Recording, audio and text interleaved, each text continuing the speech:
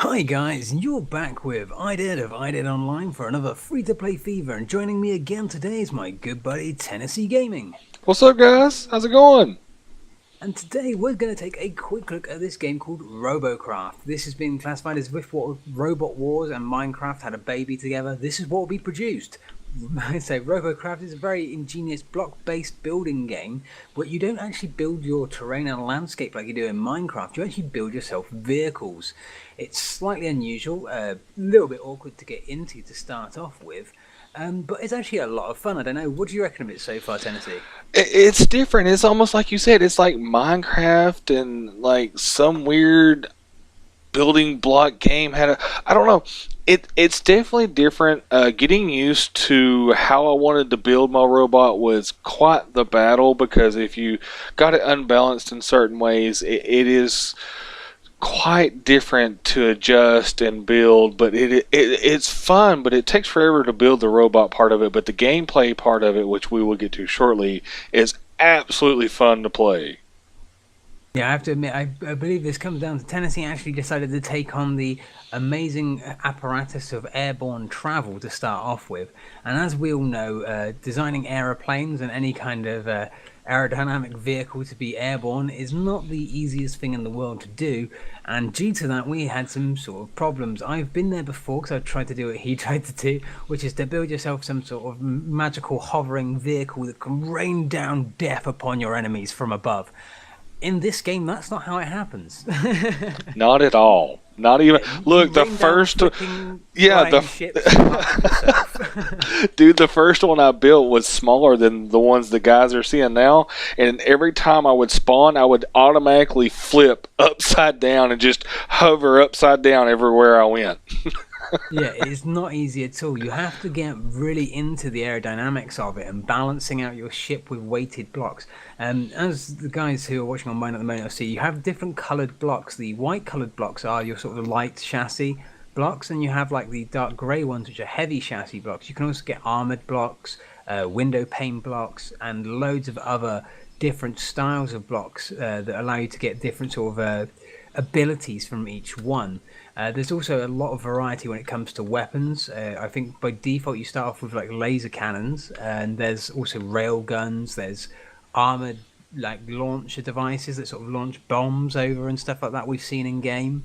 There's some other crazy stuff. All of that's accessed via the Cube Depot, I believe, which is a at the top of the screen when you enter the game. You press tab, it gives you the Cube Depot, and you can like browse through here the different side of blocks. You have like chassis, movement, which gives you your wheels, your hardware, which is your guns, special, which is your basic components and like radar and other bits and pieces.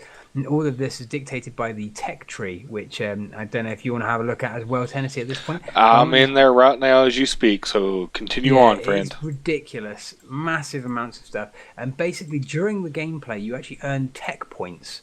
Now, these tech points can then be used to buy the different types of cubes available to you. So you've got like armor ones, you've got better thrusters, you've got better hover blades, better radar, all the better guns, and then obviously a variety of different shaped cubes as well as different like sort of statistics on them.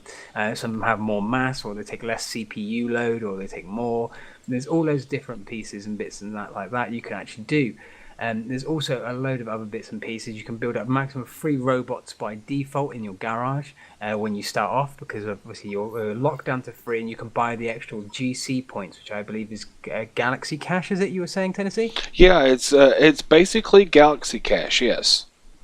And that's available on their website. We had a look, I believe, if you guys remember, we had a look at Zombies, Monsters and Robots, where it was quite expensive for their cash shop. This one is not a great deal different in the sort of the grand scheme of things, but it does have a much lesser impact on the wallet to get stuff. But the Galaxy Cash is used for a variety of different things, not just for your membership in this. You can get like a premium membership, which is available at the top of the screen when you get in here, and you can see that it comes in like 1 day, 3 days, weeks, months, and even half a year.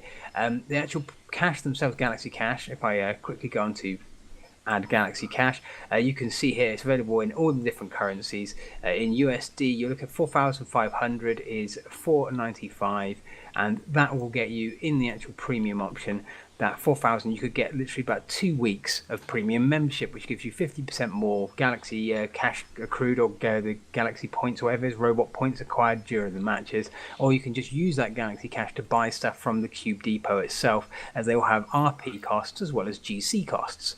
So that's basically covering the full cash shop and the basics of it. Now, building's quite a complex subject. I think we're going to sort of skim over that for you today. I don't know if you want to go through the basics of that yourself, Tennessee, for them.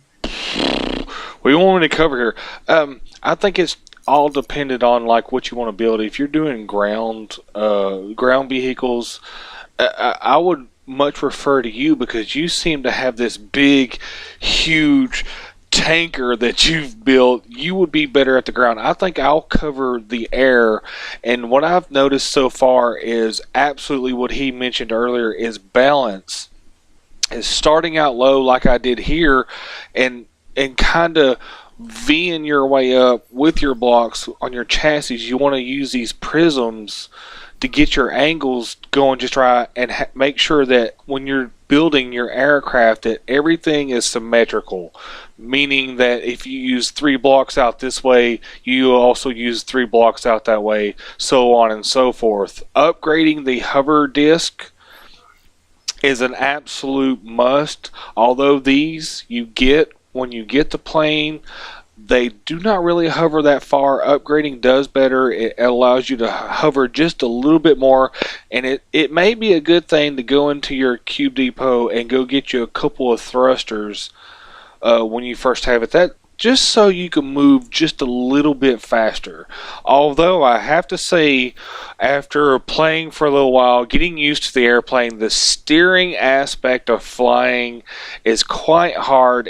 It's almost like, instead of going up and there I'm having to turn that way, you're thinking I'm pressing left, and I'm not. When I'm turning like this, I'm pressing up and right to make this circle, and that's the way you have to fly. You have to always, whichever way you want to go, you want to press your rear end of your plane the opposite direction that you're wanting to steer, just so you can kind of control and handle your craft better. But other than that, it's all about balancing, and do not overweigh it. If you'll notice, like some of these, all these are light on the spheres here down in the middle, and I only got heavies on the corners there. If you make this all heavy, it will not hover as well, it will not steer as well. It makes a big, huge difference. Now on the ground part, I'll leave that to you, man. You can explain that part. Well, the basics of ground is you obviously need steering wheels as well as obviously your mechanical drive wheels. The 2 different versions available to you, and in the Cube Depot you can easily see which one's which. It says to you wheel, and then it'll say steering if it's a wheel that will actually rotate side to side, so to speak, to allow you to turn, or it'll just say wheel and then the actual level of the wheel that's available. On my craft I've got a couple of the steering wheels as well as a couple of the different sort of drive wheels on it. And the main thing though when you're crafting, just to remember, is that obviously when you left click it adds a block, when you right click it removes a block. You press R to rotate blocks, which allows you to sort of change them about. Gun positioning is vital, it is a big factor.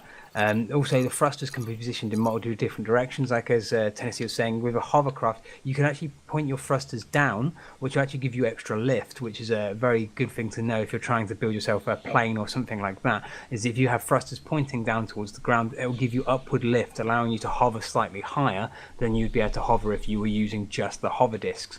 But yeah, I use them on my vehicle for thrust. It's definitely adds a lot of improvement to just relying on the steering wheels. But do remember, obviously, the thrust is only in one direction, so it can be kind of detrimental if you're trying to reverse if you've only got thrusters like I have pointing in the one way. So anyway, should we mount up and get into a battle? Yeah, I'm waiting on you, friend. You go ahead and get joined up, and I'll join on you. All right. Okay, then I'm queued up for a battle now, so if you want to join me, because there is actually a social system available in the game which allows you to connect up with your friends so you can battle together for the united victory. Of course, if we manage to get that victory or not, totally different matter, but hey, we can try. As you'll most probably see during this, people on here are very well educated at building crafts, and we are not. Yeah, you'll notice a big difference in craft for sure. Yep, there are some amazingly good builders on here, and I'm definitely not one of those, but it's good fun regardless of how well you do at building your craft, and literally almost any craft can get in. As you can see around, as you look around the base, there is going to be a lot of varied amounts of people with loads of different styles. There's some guy here who looks like he's got just a massive pillar coming out of the top of his vehicle. There's a few flying ones, a few people like mine, even some literally just like that guy there. It's just a flat plane. Oh, there's a flying vehicle there that's just crashed into me. There's a lot of crazy stuff going on. And it's interesting to see how it works out. Most of the maps, they do seem to be like a sort of capture the base or capture the point. It is very strategic. You do need to not just like wheel in there, otherwise you are just going to get your ass handed to you. It's generally how it goes. Except for Mr. Pillar Vehicle there, who's sort of sat in the middle, happily being a sacrificial lamb. There we go, and he's already getting shot at. Mm-hmm. See how I'm whipping around there, guys? That's that's just pressing one direction. This is what I meant by the flying. Look at that. That's just, wham, wham, and I'm just getting tossed around everywhere. You have to watch what you're doing. I'm still learning how to fly here, but I've got most of it down. I'll see if I can sneak up on the base. Oh my gosh, this thing is so hard to fly, dude. That's what kills me. I cannot. Are you the one at the top who's getting around to the actual thing, are you then? No, I'm way down bottom. I took the low road. Our base is getting taken, and I cannot control this thing for nothing. That's not. I just wiped the guy out. Nice. It would be alright if it was just a little less sensitive on the steering. Otherwise this game is just addictive. You have to play it. Because once you get started, you're like, okay, I learned this, here's this.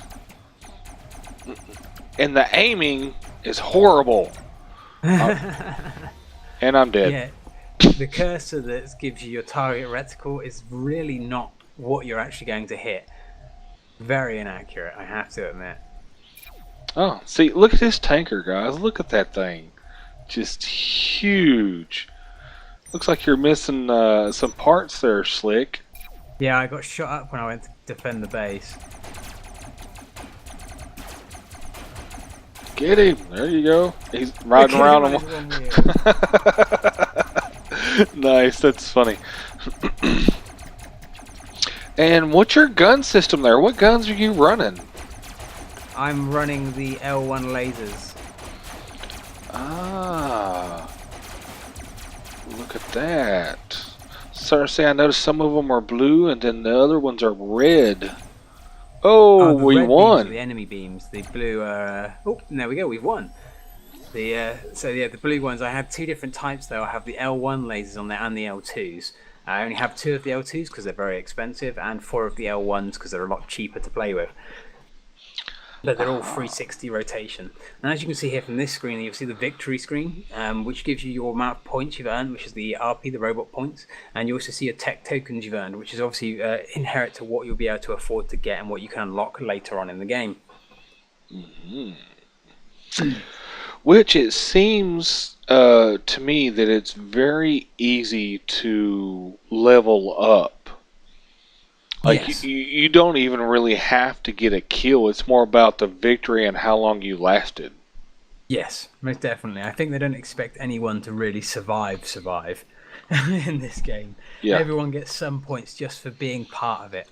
So it's kind of like one of those attendance awards. It really truly is, because there were several games in the beginning when I had my first robot that I had to be like, okay, I'm not for sure what I'm supposed to do. I came in at the end and I still got some points out of it, even though we won or lost, whatever the case may be, just for the simple fact that I attended and survived. I got a couple of points off of that, so it wasn't too bad. Yeah, it's definitely worth it. I do enjoy this game. I think it's a really good laugh at the end of the day. There's a lot of creativity involved, as you've seen from that match that we've just played. There was a lot of very random vehicles on the map, and there's a lot of different ways to play. It's very strategic, and it's a lot of fun, so I definitely would recommend this one to anyone who wants to look at another free-to-play game that's available for you. It's available on Steam, and you can just get it directly from their website, which I believe is robocraft.com. And obviously we'll put the links below the video for you guys to check out as well. So don't hesitate to check this one out, and if you obviously want to give us a game of sometime of this game, then feel free to give us a message. Obviously me and Tennessee are always playing all these madness random games, and we're always willing to take on any challenger because, well, let's be honest, you guys suck and we rule the world. Now, Jacob. Alright then, well, I think after that we'll wrap it up for this one, as it's just a short video just to give you a brief look at this one, and maybe more of this video coming out soon, you never know. But till next time, I've been IDED, he's been Tennessee Gaming, and we'll catch up with you very soon. Peace out.